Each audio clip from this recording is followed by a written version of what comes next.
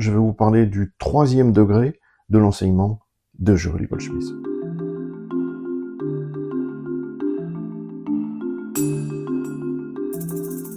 Alors, comme on l'a déjà vu dans une vidéo précédente, l'enseignement de Joël est composé en 3 étapes, qu'il décrit lui-même comme la première étant l'étape où on passe son temps à papillonner dans le monde à la recherche d'un enseignement qui nous convient.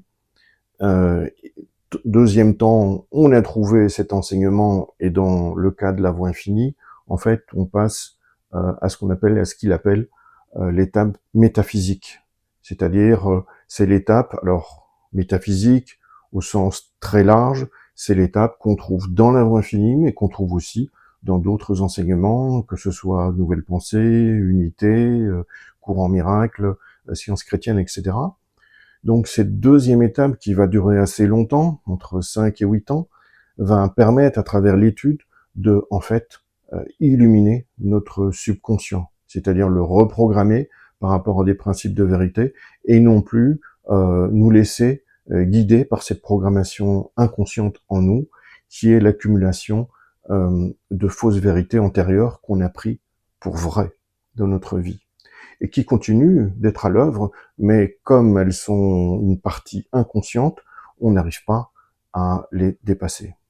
Le seul moyen, c'est donc de imbiber ce mental ou ce subconscient de vérité. Notre mental, acceptant maintenant des nouveaux principes de vérité, va les faire pousser vers le subconscient qui accepte tout ce qui vient du mental, et donc petit à petit reprogramme notre personnage, et donc permet à notre conscience de se déchaîner de tout un tas de problèmes, de limitations, de souffrances, de manques, etc. Ce 2e degré est utile et nécessaire. Mais voilà, vient un moment où on se dit, mais qui transforme ces mensonges en moi en vérité? Qui observe ces mensonges qui continuent de me programmer et qui les remplacent par des principes de vérité qui neutralisent le tout? La réponse est moi. Oui, moi. Et moi, c'est à nouveau mon petit ego, le petit moi-je, qui est en fait utilisé pour cette étape. Mais si c'est moi, alors je suis pas encore si avancé que ça. Eh bien, on est toujours dans le domaine de l'ego, c'est certain. Néanmoins, on l'a utilisé pour une bonne cause. Et c'est un peu comme le lancement d'un satellite en orbite. Le 2e étage de la fusée, eh bien, il sert à propulser le satellite en orbite. Et après, on l'utilise plus.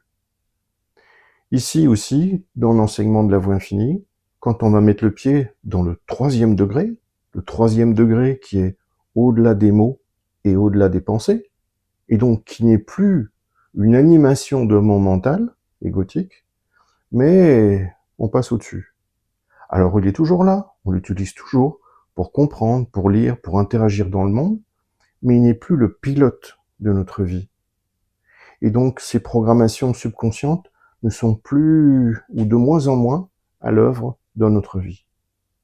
Et donc, dans ce 3e degré, on va réaliser, et la clé de réalisation, pour passer pleinement dans ce 3e degré, c'est la réalisation d'un seul pouvoir.